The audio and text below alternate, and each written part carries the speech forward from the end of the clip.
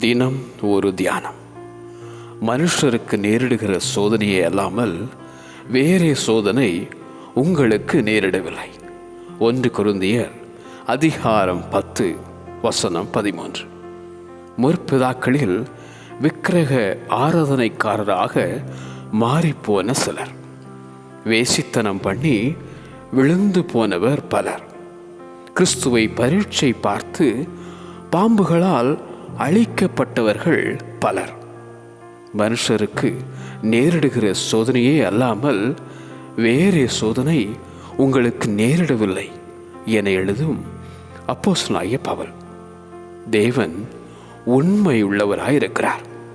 உங்கள் திராணிக்கு மேலாக நீங்கள் சோதிக்கப்படுகிறதற்கு அவர் இடம் கொடாமல் சோதனையை தாங்கத்தக்கதாக சோதனையோடு கூட அதற்கு தப்பிக்கொள்ளும்படியான போக்கையும் உண்டாக்குவார்.